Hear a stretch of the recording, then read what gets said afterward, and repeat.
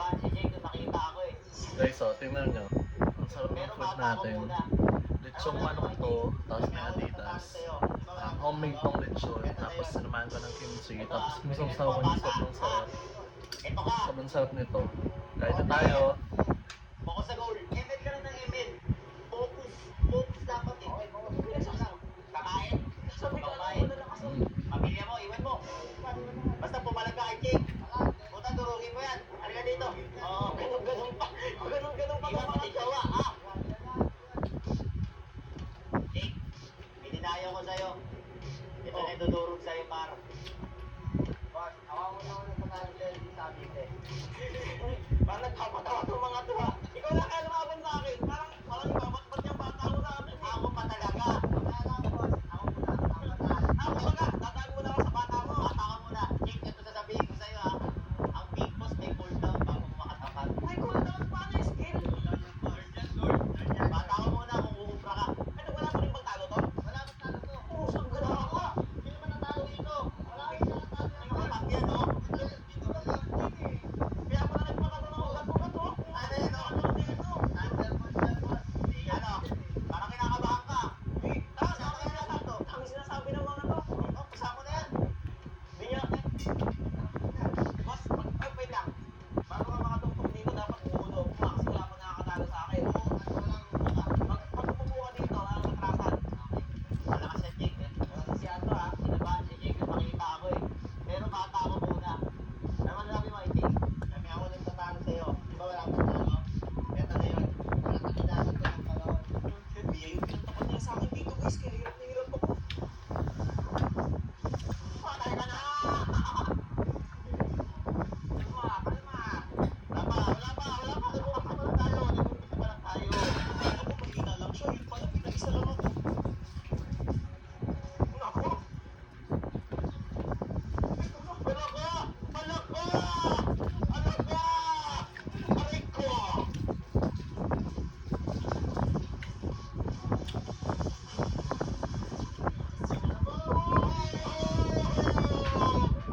Papahiling ka na lang sa sakit na nangyayari. Halos hindi na ako makalabas sa puto dito kasi nga ang bilis yung mag-item. Halatang praktisado.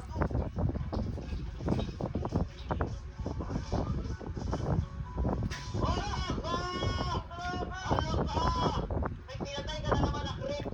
Iniisip ko guys, hindi na yata ako makaka-score sa kanya. Mabuti na lang ang katalinuhan ko ay akin ang pinagana. Alam ko magdagdag siya niyan kasi yung mga minions ko ay nagdatingan.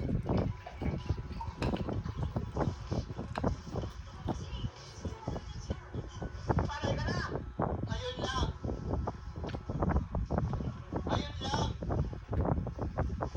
Wala pa! Okay lang. Pinibigyan natin para ganahan. Jeb.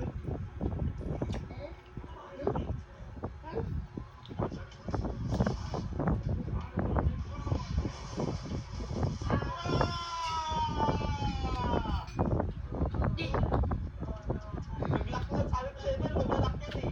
Lagyan mo ng water. Estudyante ko. Okay lang yan. Huwag ka na mag-resort. Sasadyain ko magpapilas dito guys para sa isang talumpay na inabong mga nagkakalat.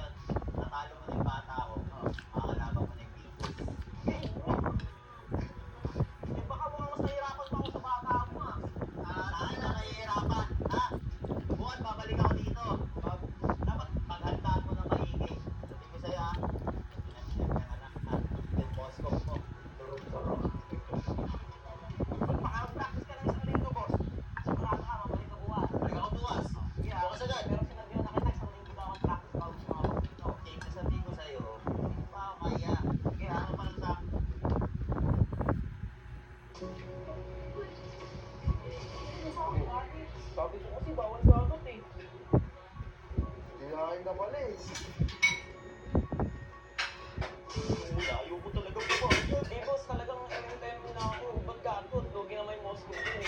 Eh, piniro ko yun eh. Malakas ako doon. 10K matches ako doon. Yung step yung mga display sa gatot, di ko sana pagbibigyan to eh. Hindi mo makakalimutan ang mangyayari sa'yo ngayon. Malakas mag-angastong nakalaban to guys kasi nga gatot yung gamit niya. Alam na alam niyang lugi ako. Sa bahay namin, napalitan pa. Kahit ang buhay niya na lang ay kakapiraso eh. Sa buong laban gata na to, wala akong ibang ginawa. Kundi umabot na lang umabot ng ulo. Kasi hindi na naman, pero pulpul niya lang ako. Napakarami nanonood ng mga oras na yan kasi alam nilang yung kalaban ko isang puwit yung matis sa gatot. Kumbaga parang sa putas ka ng karayong lulusot. Sa hapdi at kirot ang aking hinayabot. Uy, na. Kaya ayaw ko sana palagat ko eh kasi alam kong ganito ang mangyayari. Hindi siya nakatakbit kaya yung dapat siya ay napakahapdi. Tapos ang pinakamasaklang pa niya, naka-vengeance siya mga pre. Kaya ko naman sana siya sa sabayan kasi kung makikita niyo yung ulti niya, akin na iniiwasan. At kung ang pag-uusapan ay habulan, hindi niya ako maabutan. Kaso sablay pa rin kahit ginamit ko na ang aking katalinuhan. Uy!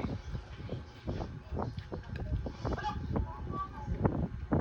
Gulat ako dyan samantalang siya aking kanyang pinagtatawanan pero hinahayaan ko na lang yun na magpakasaya na siya ng magpapakas niya. Sa puntong yan guys, halos hindi ko na alam kung anong diskarte ang gagawin ko sa kanya. Lupi-chupi na nga ako pang magmumura. Abot na! Dumating din yung pagkakataon na halos tinatayuan niya na lang ako.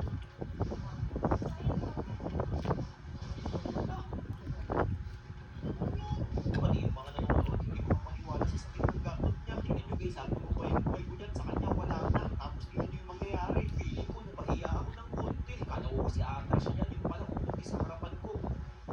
Huli ka, ay! Sa puntong ito, ginagamit ko na siya ng vengeance para kahit paano makapalag na mo. Ngunit sa hindi ko inaasahan, ang sinapit ko ay ganito.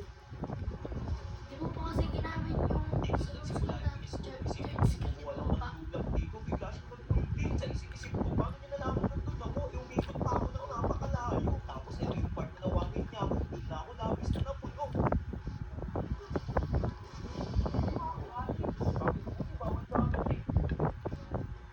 Marami ka pala eh. Tinawag niya akong iyakin at halos nagkalisan yung mga batang bumibilip sa akin. Isipin niyo kasi guys, parehas na kaming level 15 pero ako'y lugi pa rin. Kahit ano pang pang-micro ko sa kanya, talagang hindi gumagana. Lahat ng skills ko tumama pero bali wala kapag nakadikit siya. Doon ako nagkaroon ng idea para mapisa sa kanya. Yun ay ang dapat hindi siya makalapit sa binida. Magpapahabol ako ng magpapahabol upang ako'y sundan niya. Makikita niyo sa mapa yung mga minions ko, napakarami sa top lane niya. Makakapagsok na. Sobrang